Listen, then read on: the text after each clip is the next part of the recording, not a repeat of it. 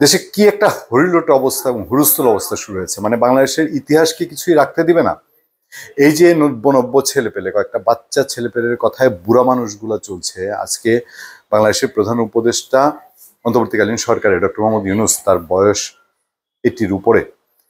এই মানুষ থেকে শুরু করে উপদেষ্টারা সবাই সিনিয়র, একেবারেই বাংলাদেশের সিনিয়র সিটিজেন, এবং অনেকেই তাদের যার যার পেশায় খুবই সম্মানিত মানুষ। অন্তত আমি একেবারে কাজের পেশাগত কারণে যাদেরকে সরাসরি চিনি, আমি যদি আসিফ নজরুলের কথা বলি, আমি যদি সৈয়দ রেজওয়ানার কথা বলি, ব্রিগেডিয়ার এম সাখাওয়াত হোসেনের কথা বলি, তারা প্রত্যেকেই খুবই যার যার জায়গায়, মানে ব্রিগেডিয়ার সাখাওয়াত, আসিফ নজরুল বা রেজওয়ানা বন্যা, এই উপদেষ্টা হওয়ার আগ পর্যন্ত তাদের লাইফ যদি স্টপ ধরা হয় যে ওনারা অবশ্যই আর কিছু করবেন না, তাহলে এর আগের তাদের যে জীবনের সাফল্য গাথা, এটা তো অনেক। একটা মানুষের এরপরে আর কি সাফল্যের আছে? আমি উপদেষ্টা হব, এটা তার জীবনের অ্যাম্বিশন না।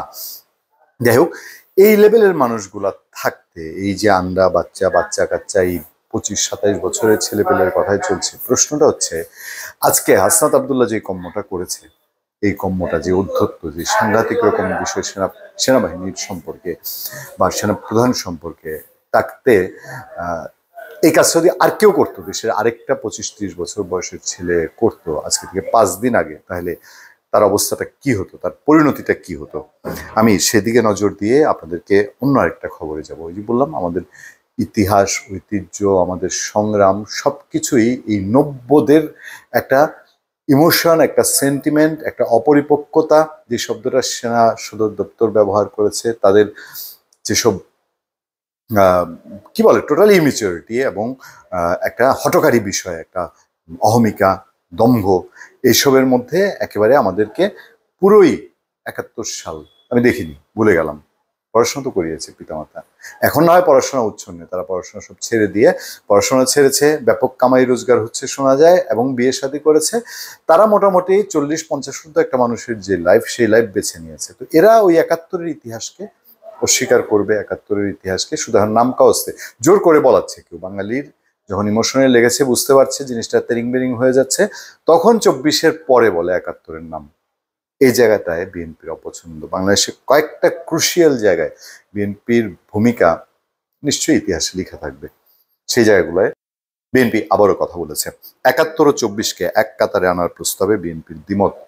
সাউদ্দিন আহমেদ বিএনপির স্থায়ী কমিটির সদস্য, তিনি বলছেন 71 ও 24-কে একই কাতারে আনার সংবিধান সংশোধনের প্রস্তাবে বিএনপি দ্বিমত পোষণ করে জানিয়েছে। দলটির স্থায়ী কমিটির সদস্য সালাউদ্দিন আহমেদ বলেছেন, সংবিধান সংশোধনে রাষ্ট্রের নাম পরিবর্তনও মানে না বিএনপি।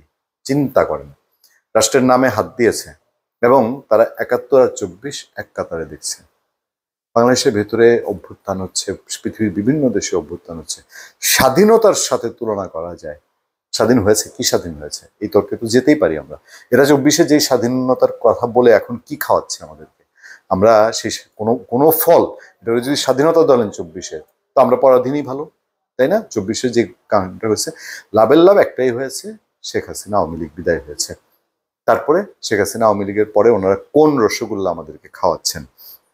রবিবার দুপুরে জাতীয় ঐক্যমত্য কমিশনের প্রস্তাবনা জমা দিয়ে গণমাধ্যমকে সালাউদ্দিন আহমেদ এটা বলছেন। তিনি বলেন, সংবিধান সংশোধনের কিছু প্রস্তাবে নির্বাচিত প্রতিনিধি ক্ষমতা খর্বের প্রস্তাব মানে না বিএনপি। গণতন্ত্রের চরিত্র হারিয়েছে, তাই আগে সংসদ নির্বাচন হওয়া উচিত, গণভোট নির্বাচন নয়। আচ্ছা, তারপর বিএনপি স্থায়ী কমিটির সদস্য বলছেন, দুর্নীতি দমন কমিশন সংস্কারে 20টি প্রস্তাবের মধ্যে একমত বিএনপি। বিচার বিভাগের সব প্রস্তাবের সঙ্গে একমত। প্রশাসন সংস্কারের 26টি প্রস্তাবের মধ্যে অর্ধেক প্রস্তাবে একমত। তিনি আরো বলেন, সংবিধান সংশোধনে রাষ্ট্রের নাম পরিবর্তন মানে না বিএনপি। আবারও তিনি রিপিট করছেন, 1971 সালে স্বাধীনতা যুদ্ধের সঙ্গে 2024 সালের গণ অভ্যুত্থান এক কাতারে আনার সংবিধান সংশোধনের প্রস্তাব মানে না বিএনপি। দেশের নাম পরিবর্তন সহ 24 এবং 71-কে একই কাতারে রাখা সমীচীন নয়, 24-কে আলাদা করে উল্লেখ রাখা উচিত। বিভিন্ন সংস্কার কমিশনের গুরুত্বপূর্ণ 166টি সুপারিশের বিষয়ে মতামত চেয়ে গত 6 মার্চ 37টি রাজনৈতিক দলকে চিঠি ও স্প্রেডশিট পাঠিয়েছিল ঐক্যমত্য কমিশন। আর বোঝার কি আপনাদেরকে বাকি আছে যে এই সংস্কারের মূল উদ্দেশ্য কি? বাংলাদেশকে অন্য একটা ট্রেন্ডে নিয়ে যাওয়া, এটা নিজেদের মতো করে একটা শৃঙ্খলপনতা, একটা বিভক্তি, একটা অহমিকা, জোর খাটিয়ে একটা শাসক গোষ্ঠী, নতুন শাসক গোষ্ঠী তৈরি হওয়া, এছাড়া কি আর কিছু হতে পারে? যাই হোক, আসার কথা বিএনপির অবস্থান, বিএনপি এই শক্ত অবস্থান, এবং বিএনপি মুক্তিযুদ্ধের স্মৃতি বহন করে, তার তার যেই বিএনপি প্রতিষ্ঠাতা তার কারণে, এবং সেই কারণে, এবং বিএনপিতে প্রচুর মুক্তিযোদ্ধা উচ্চ পর্যায়ের নেতা রয়েছে, ফলে তারা এটা সহজে মেনে নেবে না, এটাই স্বাভাবিক। দেখা যাক এসবের মধ্যে দিয়েই ঐক্যমত্য কমিশন শেষ পর্যন্ত কোথায় গিয়ে দাঁড়ায়। ধন্যবাদ সবাইকে, ভালো থাকবেন, সুস্থ থাকবেন। আপনাদের সাথে আমি আতিক রহমান পূর্ণিয়া।